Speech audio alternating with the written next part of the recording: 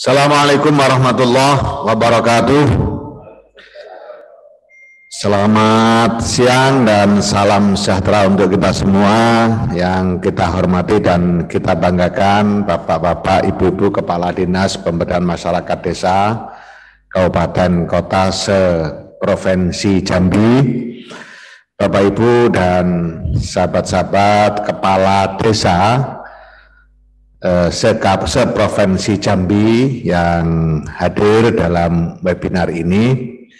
Pertama, saya mengucapkan selamat kepada seluruh Kades, mudah-mudahan terus bisa beraktivitas maksimal dan mudah-mudahan senantiasa dalam kesehatan.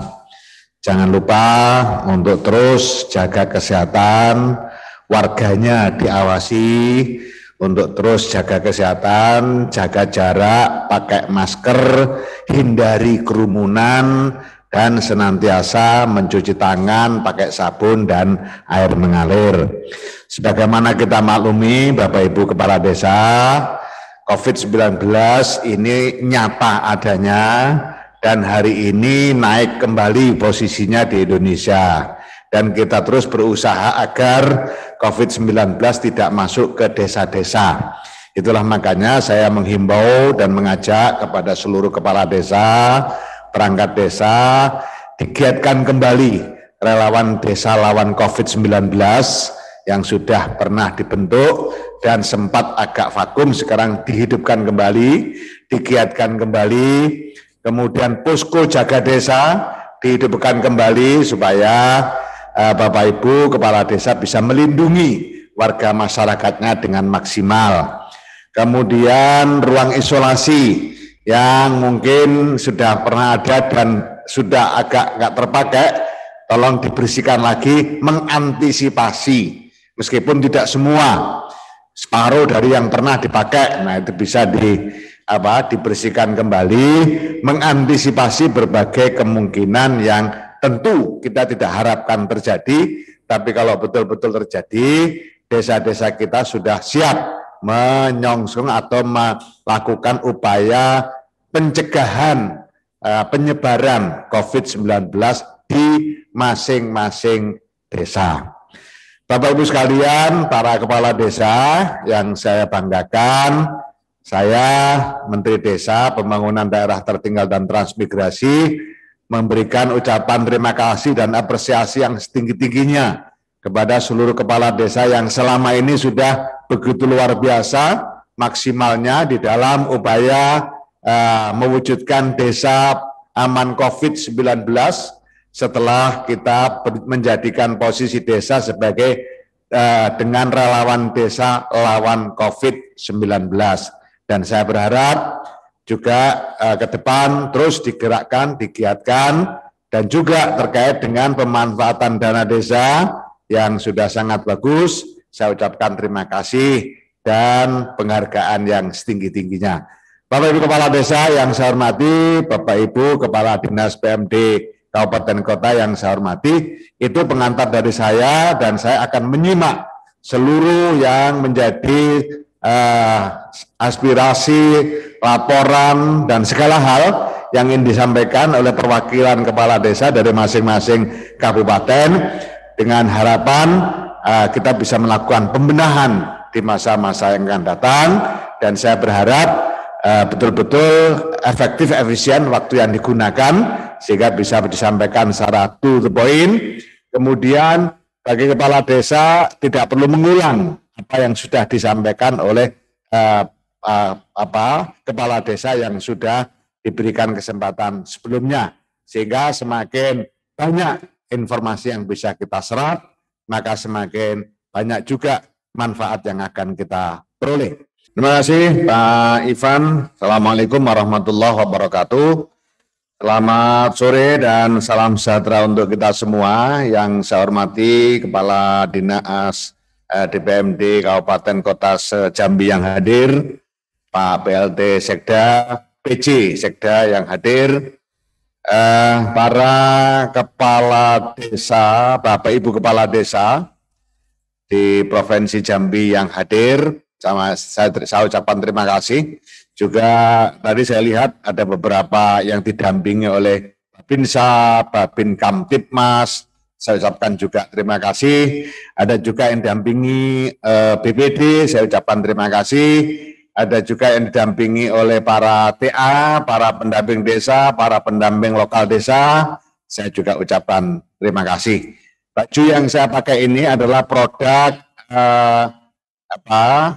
BUMDes di Kabupaten Wonogiri. Nah, salah satu BUMDes di Kabupaten Wonogiri yang memproduksi batik SDGs desa. Dan ternyata laku banget. Jadi rebutan sampai antri-antri.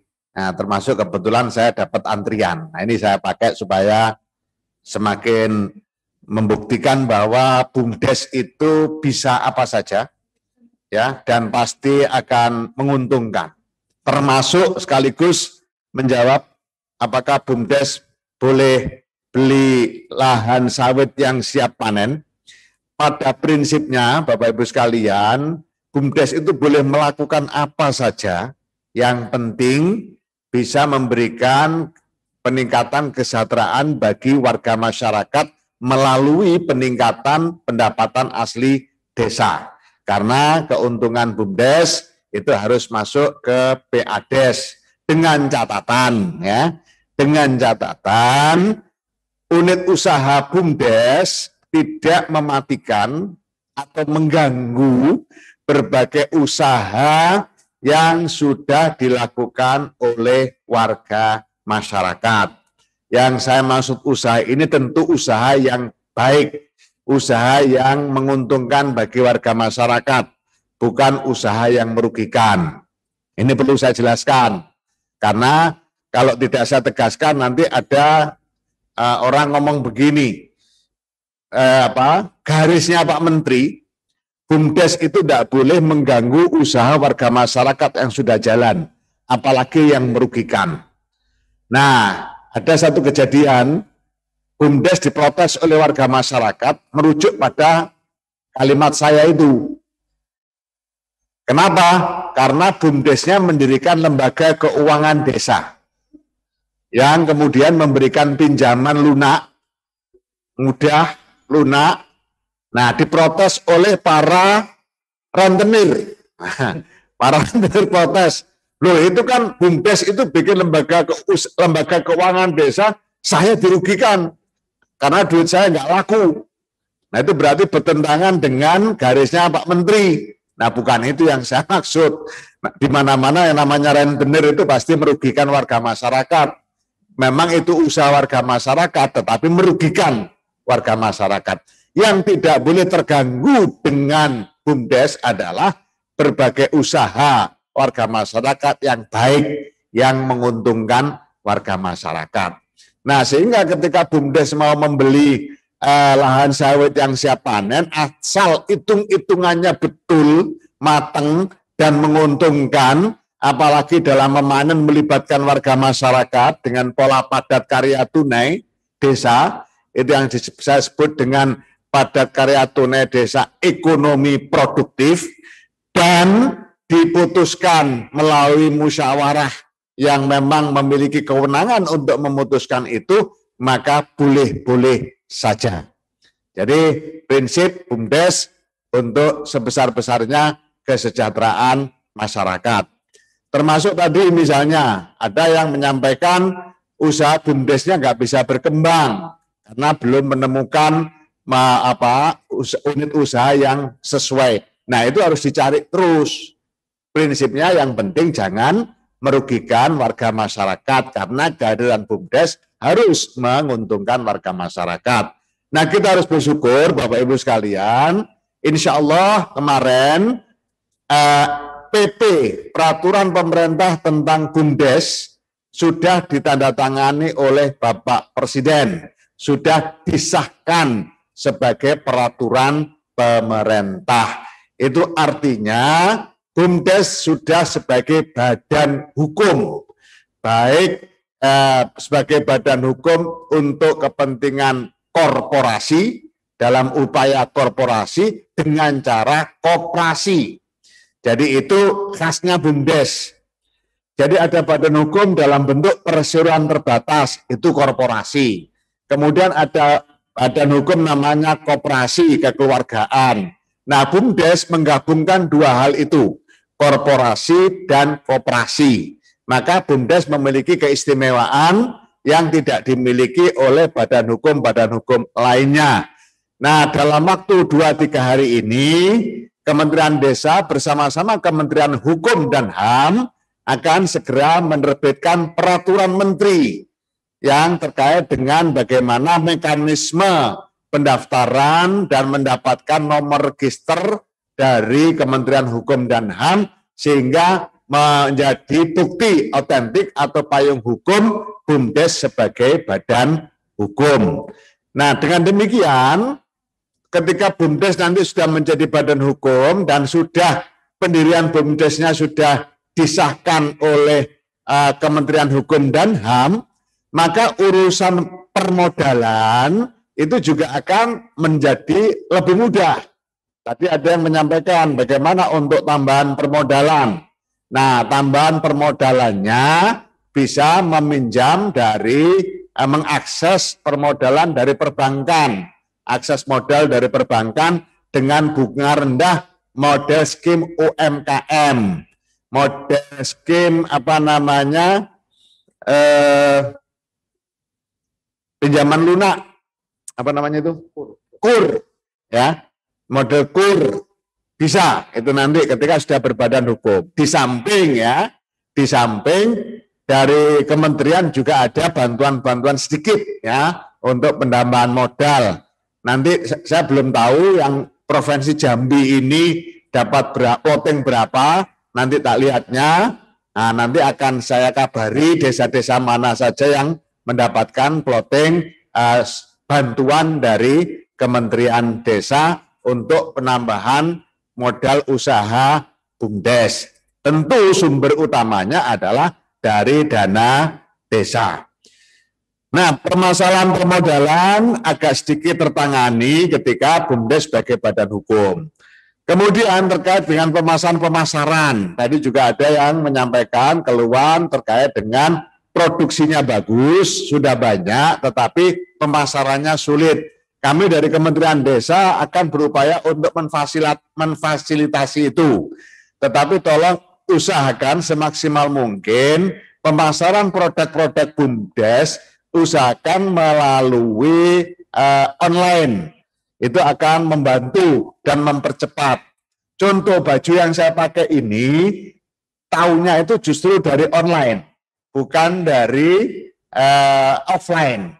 Nah, kok ada yang cerita dari staf Kementerian Desa, Pak ada baju produk BUMDes bagus, baju SDGs desa. Lo kok tahu? Ya ini ada iklan di online. Nah, itu kan menarik sekali. Apapun jangkauannya menjadi jauh lebih luas kalau produk-produk BUMDes itu dipasarkan melalui online. Kemudian terkait dengan usaha-usaha yang sudah dilakukan oleh BUMDes di bidang pertanian dan perkebunan yang membutuhkan kemudahan pupuk. Ini kita sedang melakukan pembicaraan. Dua hal yang kita bicarakan dengan Pak Menteri BUMN, satu terkait dengan kemudahan pupuk untuk BUMDes yang melakukan usaha di bidang pertanian dan perkebunan, juga kita bicarakan dengan Pak Menteri Pertanian. Kemudian yang kedua terkait dengan keberadaan BUMDes untuk menjadi agen penyalur pupuk. Ini sudah dibahas bahkan di tingkat DPR. Di DPR juga sudah dibahas bagaimana BUMDes bisa menjadi agen distribusi pupuk. Karena apa? Kalau agen distribusi pupuk ditangani BUMDes, maka modal yang dimiliki oleh BUMDes bisa dijadikan pinjaman bagi petani. Sehingga petani tidak harus serta-merta membayar. Karena petaninya jelas, orangnya jelas, BUMDesnya juga milik warga masyarakat. Nah, keberadaan BUMDes akan memberikan keuntungan bagi warga masyarakat yang sedang membutuhkan pupuk. Nah, ini juga menjadi salah satu agenda kita. Bapak Ibu sekalian yang saya hormati, kemudian permasalahan yang paling banyak dimunculkan hari ini dengan kepala desa seprovinsi Jambi itu terkait dengan BPUP. Nah, BPUP, insya Allah ini memang menjadi isu yang cukup menarik, bukan hanya di desa-desa. Saya secara pribadi juga terus memikirkan bagaimana kepala desa yang memiliki jabatan politik, yang posisi status jabatan politiknya sama dengan bupati, sama dengan gubernur, sama-sama dipilih oleh rakyat, levelnya saja yang berbeda, ini juga diperlakukan sama dengan bupati dan gubernur dengan level yang lebih proporsional. Nah, itulah makanya di Kementerian Desa, saya dengan teman-teman di Kementerian Desa terus melakukan simulasi terkait dengan bantuan operasional untuk kepala desa. Tetapi ini nanti semuanya akan kita sampaikan kepada Menteri Dalam Negeri dan Menteri Keuangan. Dan secara informal saya sudah menyampaikan ke Pak Mendagri, Pak Tito, bahwa aspirasi kepala desa seperti ini dan saya akan membantu memfasilitasi dari sisi menyusun simulasi, membuat simulasi. Nah, nanti kalau simulasi-simulasi itu sudah ketemu dan ada simulasi yang terbaik, akan saya sampaikan ke Pak Mendagri. Alhamdulillah Pak Mendagri merespon baik. Jadi doakan saja ya kepala desa supaya saya bisa membantu untuk memberikan satu formula yang bagus bagi peningkatan operasional kepala desa. Termasuk proporsi alokasi dana desa yang 10% tadi yang tidak bisa mengcover operasional desa. Tentu ini menjadi pemikiran kita semua karena diakui atau tidak, keberhasilan di dalam pembangunan di tingkat desa itu adalah ujung tombak dari keberhasilan pembangunan di level-level atasnya. Kalau desa-desa kita di Indonesia, BUMDesnya maju, ekonominya tumbuh, warga miskinnya terus berkurang, itu sama dengan kalau dikumpulkan maka keberhasilannya menjadi keberhasilan tingkat kecamatan. Keberhasilan tingkat kecamatan kalau dikumpulkan akan menjadi keberhasilan tingkat kabupaten. Keberhasilan tingkat kabupaten kalau dikumpulkan akan menjadi keberhasilan tingkat provinsi. Keberhasilan tingkat provinsi kalau dikumpulkan akan menjadi keberhasilan nasional. Itu yang sering disebut dengan keberhasilan agregatif. Bapak Ibu sekalian, itulah makanya kita terus berupaya untuk memikirkan bagaimana desa itu memiliki proporsi tingkat kesejahteraan yang cukup. Bukan hanya untuk kepala desanya, tapi juga untuk aparatur desa dan juga untuk BPD. Saya sepakat tadi usulannya, pasti akan saya tidak lanjuti untuk kita melakukan dialog, ngobrol, nyantai dengan para ketua dan anggota BPD. Insya Allah kita akan cari waktu, karena itu memang penting. BPD menjadi salah satu pilar penting di dalam proses pengambilan keputusan di desa. Bapak Ibu sekalian yang saya hormati, itu yang terkait dengan proporsi alokasi dana desa dan bantuan operasional kepala desa. Kemudian terkait dengan pengembangan SDM, Bapak Ibu sekalian, insya Allah hari Kamis yang dimotori oleh Kementerian Desa, saya akan mengadakan pertemuan dengan Pak Mendagri, dengan Pak Mendikbud, didampingi oleh Dirjen Dikti, dan diikuti oleh perwakilan perguruan tinggi se-Indonesia untuk menyusun dan memikirkan bagaimana perangkat desa yang sukses itu bisa mendapatkan poin untuk percepatan di dalam menempuh kuliah S1 di perguruan tinggi. Jadi misalnya kepala desa 2 periode berhasil, maka dia mendapatkan sekian poin. Kalau dia mendapatkan sekian poin, kalau ingin dapat S1 cukup kuliah 1 tahun misalnya. Cukup kuliah 1 tahun dan mata kuliahnya juga mata kuliah yang ringan-ringan, yang teoritik-teoritik. Akhirnya dengan hanya waktu 1 tahun, kepala desa yang memenuhi poin-poin tadi sudah bisa meraih gelar S1. Karena apa? Kinerjanya sebagai kepala desa yang berhasil diberi penghargaan. Begitu juga untuk aparatur desa lainnya. Begitu juga untuk sekretaris desa. Begitu juga untuk pendamping desa. Ini besok hari Kamis akan kita diskusikan bersama-sama antara Kementerian Desa, Kementerian Dalam Negeri, dan Kementerian Pendidikan dan Kebudayaan. Semua ini saya lakukan dalam upaya agar ada percepatan peningkatan sumber daya manusia di desa-desa, karena itu sangat penting bagi percepatan pembangunan desa-desa di Indonesia. Bapak Ibu sekalian yang saya hormati, kemudian terkait dengan pemanfaatan dana desa untuk BLT, ini memang satu keputusan yang didasarkan pada situasi darurat.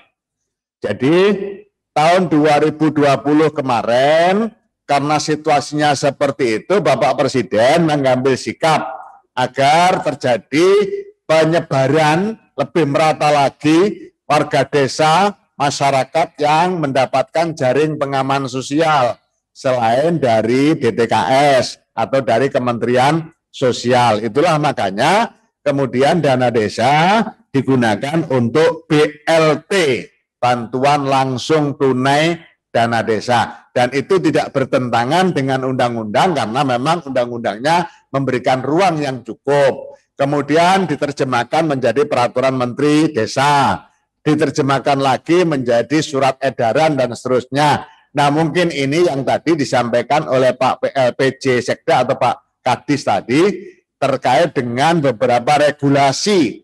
Ya, memang ada beberapa regulasi yang sebenarnya bukan mengulang-ulang, tetapi lebih pada penegasan karena memang sesuatu yang baru. BLT dana desa itu sesuatu yang baru yang belum pernah dilakukan oleh kita, oleh desa. Tetapi dengan BLT dana desa itu ada pengalaman yang luar biasa, pengalaman keberhasilan, mulai dari pendataan calon penerima BLT, kemudian proses verifikasi dan validasi di rapat di musyawarah desa, Musdesus, itu adalah pengalaman yang luar biasa yang disebabkan karena BLT. Bukan hanya pengamat Indonesia yang mengakui keberhasilan BLT dana desa, bahkan pengamat asing pun mengatakan bahwa BLT dana desa sangat bagus karena betul-betul didata dengan berbasis RT. Nah, keberhasilan ini harus terus dipertahankan, dan itu artinya bahwa desa memang memiliki kemampuan untuk memberikan data yang valid dan data yang diperbarui terus-menerus.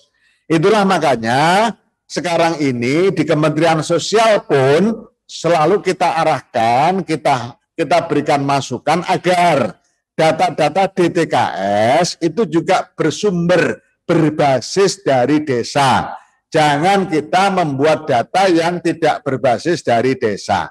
Nah, itulah makanya Bapak Ibu sekalian, di bulan Februari, Maret, April nanti ada satu kegiatan yang disebut dengan pemutakhiran data desa. Ini adalah kepentingan desa itu sendiri yang dilakukan oleh desa dan untuk pembangunan desa. Kementerian Desa akan sudah menyiapkan aplikasi untuk pemutakhiran data desa berbasis SDGs desa. Harapannya adalah desa kita ini nanti memiliki data yang lengkap, akurat, dan levelnya mikro. Jadi datanya lengkap, ini kata kuncinya, kemudian akurat, kemudian mudah diupdate, berkesinambungan, dan levelnya mikro, level kecil. Level kecil itu berarti desa. Di bawah desa tidak ada lagi. Maka kuncinya ada di desa. Ini nanti saya harapkan kepala desa membentuk yang namanya relawan desa pemutakhiran data. Mengikuti keberhasilan, kesuksesan yang luar biasa relawan desa lawan COVID kemarin. Tetapi dan saya minta agar relawan desa lawan COVID terus dipertahankan. Jangan dibubarkan, karena apa? COVID-nya belum bubar. Jadi relawan desa lawan COVID tetap. Misalnya, tadi sudah saya singgung di awal, posko gerbang desa, tolong dihidupkan kembali. Karena sekarang COVID sudah mulai masuk desa. Tolong desanya dipagari betul. Jangan sampai ada COVID masuk. Caranya tidak sulit, asal bisa mendeteksi siapa yang kena COVID, kemudian diisolasi, kemudian di tracing, siapa yang berhubungan, siapa yang berkomunikasi, ikut diisolasi sekalian. Nah, itu pasti akan menghambat dan menghentikan penularan. Dan itu sangat mungkin dilakukan di tingkat desa. Nah, keberhasilan relawan desa lawan COVID ini perlu kita lanjutkan lagi dengan relawan desa pemutakhiran data. Ini sangat penting, sekaligus merespon apa yang disampaikan oleh Bapak DPMD Sungai Penuh tadi, agar dana desa lebih terarah dan terfokus.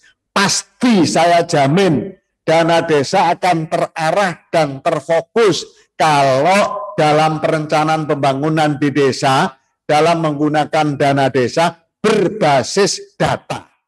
Nah, datanya dari mana? Datanya dari desa sendiri. Karena yang dibangun desa, siapa yang mengumpulkan data? Yang mengumpulkan data ya desa sendiri. Untuk apa data itu? Untuk kepentingan percepatan dan ketepatan di dalam membangun desa, karena perencanaannya berbasis desa. Nah, Bapak Ibu sekalian yang saya hormati, ini penting sekali, karena nanti kalau pendataan ini sudah berbasis SDGs desa, pemutakhiran data desa ini berbasis SDGs desa, aplikasinya sudah siap, pelaksanaannya tidak sulit, nanti di situ akan kita ketahui betul desa-desa Bapak sekalian, misalnya bagaimana posisi desa dalam bidang kemiskinan, bagaimana posisi desa pada aspek kelaparan. Oh, ternyata tingkat kemiskinan di desa masih sangat tinggi. Bukan hanya itu yang diketahui. Kalau sangat tinggi itu di mana? Siapa saja? Nah, dengan demikian karena datanya mikro, maka yang muncul adalah by name, by address, dengan nama dan alamat. Diketahui juga misalnya kemarin dari BLT Dana Desa, ternyata masih ada beberapa warga desa yang belum punya NIK. Nah, langsung saya minta segera diurus NIK-nya. Nah, makanya itu termasuk yang nanti akan memberikan arah yang jelas sekali dana desa ini mau digunakan untuk apa, dengan cara yang bagaimana, itu kalau sudah ada data SDGs desa. SDGs desa adalah arah tujuan pembangunan. Desa tanpa kemiskinan itu adalah tujuan semua negara, tujuan semua level pemerintahan, termasuk pemerintahan desa. Tujuannya agar desanya tanpa kemiskinan atau tidak ada warga miskin. Desa tanpa kelaparan, jangan sampai di desa itu masih ada warga yang kelaparan. Desa sehat dan sejahtera, dan seterusnya, dan seterusnya. Nah, itu adalah goals atau tujuan yang harus dicapai oleh desa. Bagaimana cara mencapainya, itu namanya program. Nah, itu terserah desa masing-masing. Sesuaikan dengan kearifan lokal. Kita tidak mencampuri. Yang penting desa tanpa kemiskinan terwujud. Bagaimana cara mewujudkannya? Masing-masing desa punya kearifan lokal. Bagaimana mewujudkan desa tanpa kelaparan? Masing-masing desa jauh lebih tahu apa yang harus dilakukan agar kelaparan di desa tidak ada. Bagaimana desa sehat dan sejahtera? Saya yakin Di Jambi misalnya, pasti akan banyak variasi yang dilakukan oleh kepala desa karena kreativitas kepala desa, karena adat istiadat yang dianut di situ, itu silakan saja. Monggo, boleh dilakukan apa saja. Yang penting jelas arahnya. Kemana? Agar desa sehat dan sejahtera. Bagaimana tingkat kualitas pendidikan di desa? Itu perlu dicapai juga. Nah, supaya kita tahu target-target yang harus diprioritaskan, mana yang harus diprioritaskan, desa tanpa kemiskinan dulukah, atau desa sehat dan sejahtera dulukah, atau desa layak air bersih dan sanitasikah, itu baru bisa diketahui kalau dilakukan pendataan dan pemutakhiran data berbasis SDGs desa.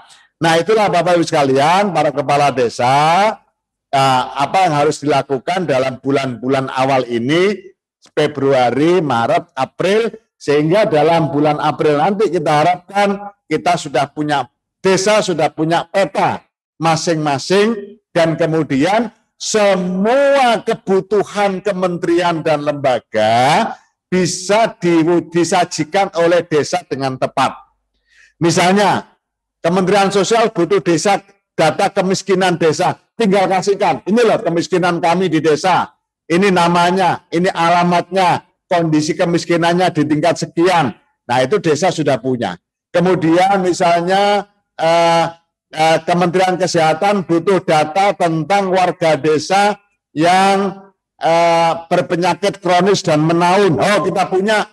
Maka silakan Kementerian Kesehatan segera melakukan treatment agar di desa kami tidak ada lagi warga yang TBC, tidak ada lagi warga yang tidak tertangani karena stroke, tidak ada lagi warga yang tidak tertangani karena penyakit gula menaun, dan seterusnya. Itu pentingnya kita punya data yang valid, ketika dibutuhkan setiap saat kita bisa menyajikan.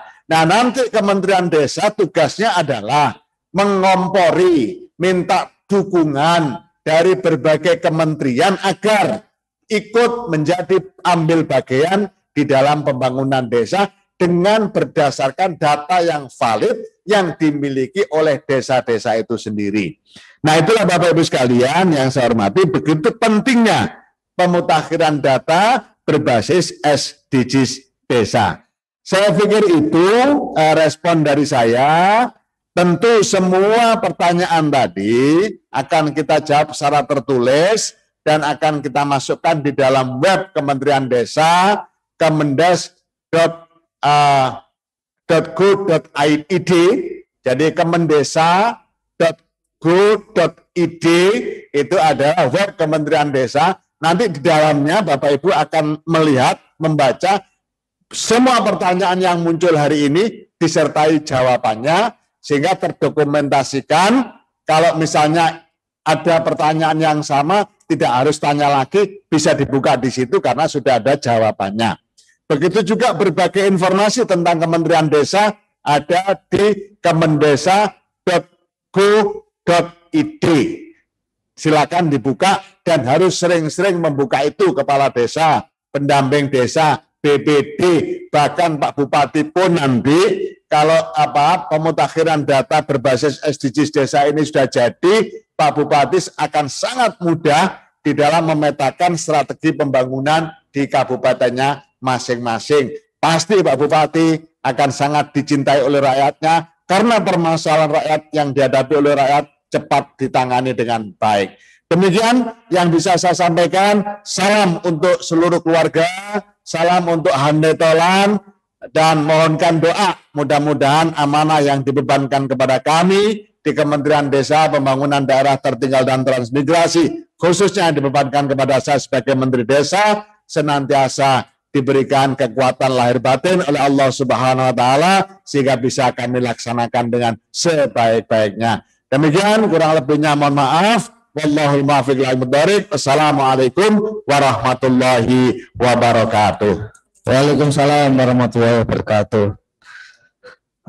Bapak Ibu sekalian, demikian acara kita Sapa Desa untuk desa-desa di Jambi. Ini putaran kedua dari Sapa Desa 2021, dan nanti semua tanggapan, pertanyaan, dan kemudian jawaban serta arahan dari Gus Menteri seluruhnya ada di website Kementerian Desa, kemendesa.go.id.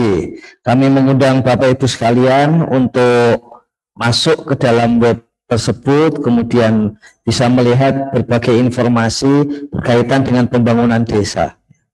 Dan pasti ada kondisi atau situasi desa Bapak Ibu sendiri. Terima kasih. Wassalamualaikum warahmatullahi wabarakatuh. Selamat sore, salam sejahtera untuk kita semua.